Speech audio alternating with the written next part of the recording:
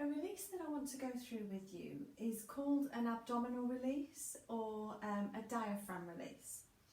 And this is particularly useful for anybody that is prone to having a lot of tension in their abdominals. So if you suffer with diastasis recti, which is the abnormal separation of the two halves of the six-pack muscle, the rectus abdominis, chances are that you have a lot of tension in your abdominals. And also people that suffer with pelvic floor issues such as stress incontinence, and that's leaking when you sneeze, laugh, chances are you hold a lot of tension in your abdominals too. So it's really important that we learn to release that tension, and it's a really difficult thing to do, especially if you have been sucking in and holding everything in for a really long period of time, like your whole adult life. And we all do it, you know, you put on the bikini, someone's going to take a photo of you and you suck everything in, and that's the worst thing that you can do for your abdominals. Okay, for a quick, 10-second photo, but not something that you want to be doing, holding in all of the time. So how do we release it? We're going to get onto all fours.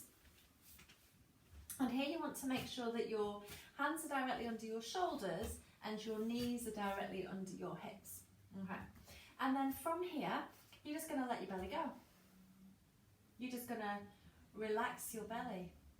And that is much harder than a lot of people think. So you're just trying to let go of any tension. Just focus your awareness on your breath. Maybe it feels better to let your head hang. Can you just let your belly go?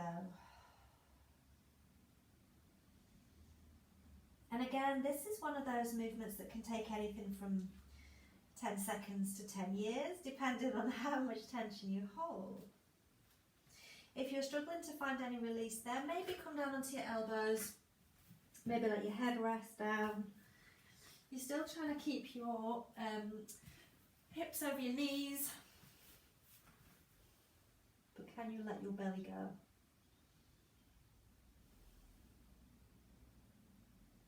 You get extra brownie points if it hits the mat. So try to just let go of that tension. There's nobody watching, nobody can see you. Let it go.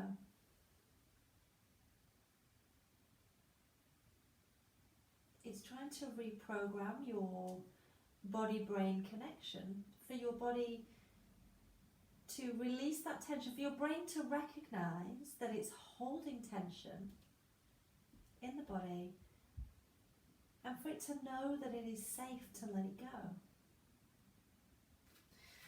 So I want you to practice that, and even more so, if you find it a really difficult thing to do, practice it even more. The more you can do it, the better it is. You want to get to the point where you can recognize that you're creating tension, you're holding, and then you can let it go. Maybe try it when you're seated, maybe pop your hands on your abdominals and see if you can allow them to fully relax and allow them to just let go. Try it standing in a mirror if you feel up to it.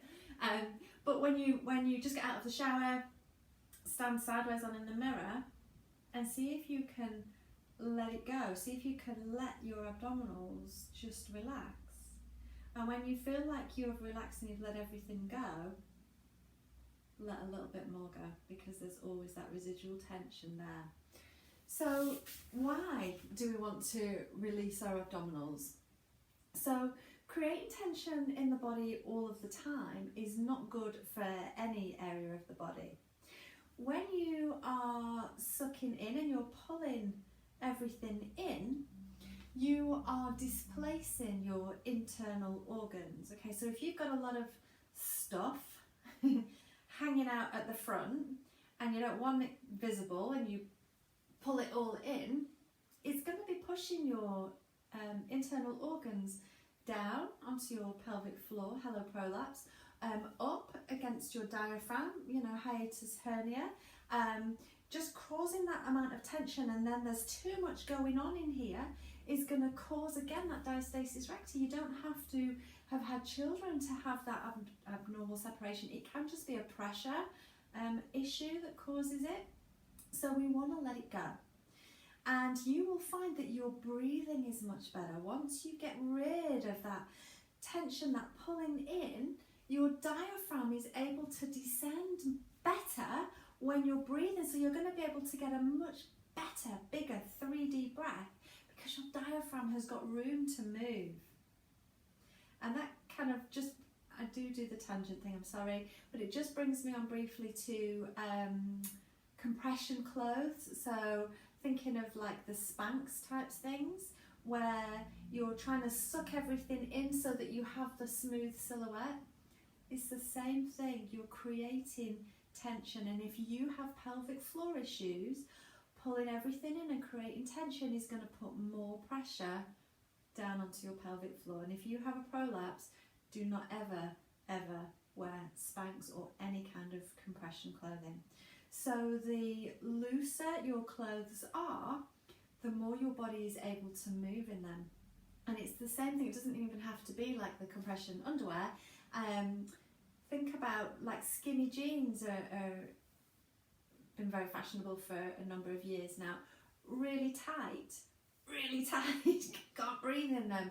It's the same thing, creating too much pressure. And actually, there was a story in the news, it's a couple of years ago now, about a lady in Australia who was wearing some skinny jeans, and she was helping a friend of hers to move house. So she was packing boxes and bending down and you know, and towards the end of the day, she left to go home, and she kind of got so far, and then her legs just went completely dead. And I'm not laughing because it's not funny, it's horrific, but the story is that she kind of fell over and was having to kind of drag herself because she couldn't move. Anyway, she was taken to the hospital, and they did lots of tests on her, and just because of the tightness of the skinny jeans, it had compressed some of the nerves and the blood flow in her body, and it had restricted the blood flow, the circulation, and skinny jeans, you know, it's just crazy what we do to our bodies for the sake of fashion. So don't wear anything that's gonna cause your legs to stop working. She was fine, she did recover. I think it took quite a few days for things to repair themselves, but yeah, too tight of clothing, and you know, squatting down and bending down and stuff. So be careful what you're doing in your tight clothing.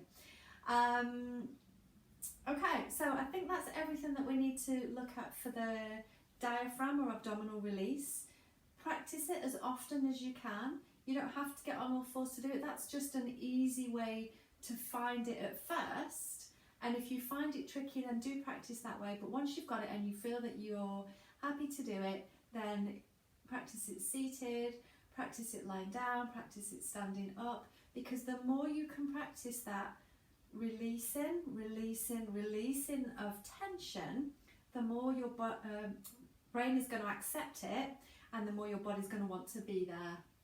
And then if you've got stuff on the outside that you don't like hanging around and you don't want people to see, well, then you need to work on that. And by sucking it in and sticking it in Spanx, it isn't the way to do it.